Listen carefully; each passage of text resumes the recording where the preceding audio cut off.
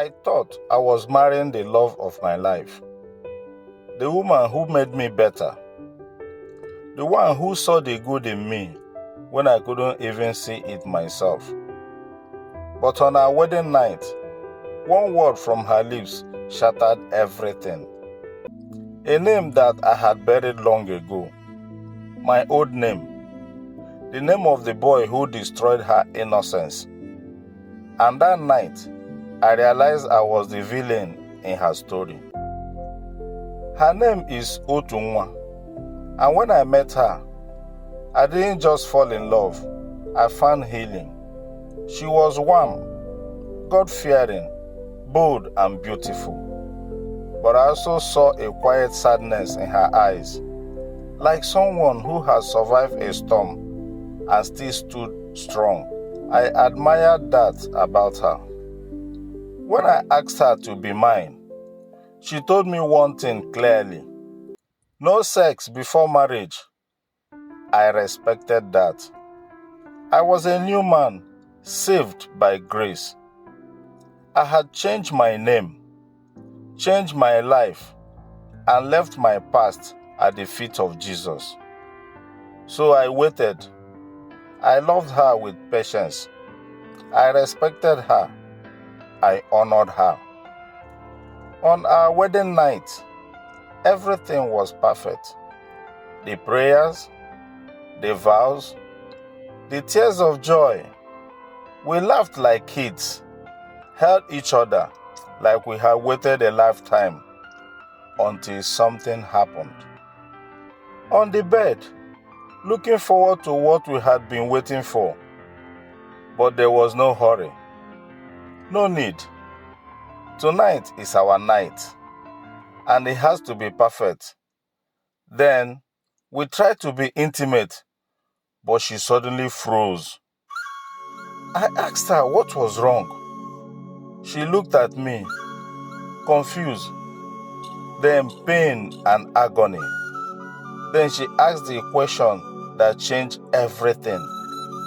That tattoo on your back, is it recent? I smiled, almost casually. No, it has been there since my secondary school days. She exclaimed in a voice I could hardly recognize. Oh God, what is happening to me? But her face went pale. She stepped back. Then she whispered a name I have not heard in over 20 years. Idika. My breath caught. That was me.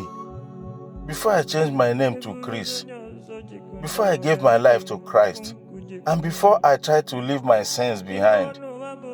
She stared at me, tears now streaming down her face. You? You are the one? I didn't understand. Then she said it. You are the boy who used to touch me when I was 5. The one who told me my body was dirty and that you were helping me clean it. The one who threatened to kill me if I told anyone. I froze. I felt the room spinning. Suddenly, everywhere I felt hot. This is not happening. Suddenly, I was no longer a husband, no longer the redeemed man. I was Idika, the predator I had tried so hard to erase. My knees buckled. I dropped to the floor weeping. I didn't know. I swear to God, Otunwa, I didn't know it was you. She grabbed the bottle from the nightstand, and in that moment, I saw all her rage, all her trauma, all the years she had carried this pain. She swung the bottle. I dodged, but the scream that came out of her shook the walls of that room, followed by a blackout. For more contents like this, please subscribe. I opened my eyes, and there was this nurse who told me that Otunwa was stable. No internal injuries. Thank God. But her heart broken.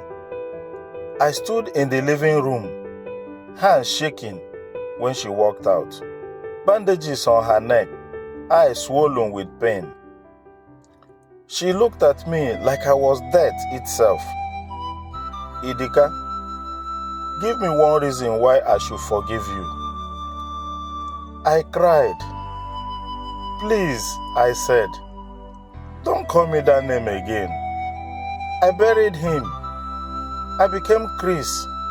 I gave my life to Christ. I didn't know it was you, Otunwa. If I had, I would never have done that. She shouted over me, you stole my childhood. You ruined me. Then she collapsed in tears. I caught her before she hit the ground, held her like it was the last thing I ever do. And in that moment, she whispered, I forgive you. And she was quiet again.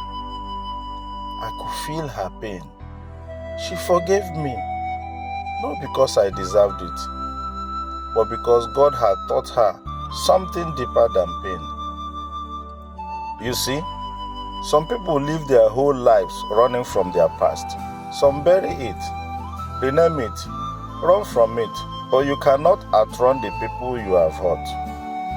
You can only face them, beg for mercy, and pray they know God well enough to forgive you. Today, Otunwa and I are still together. She still cries sometimes, and I still carry the shame of who I once was. But we have learned something powerful. Forgiveness does not erase the past, but it frees the future. Thank you for watching. Please don't forget to subscribe.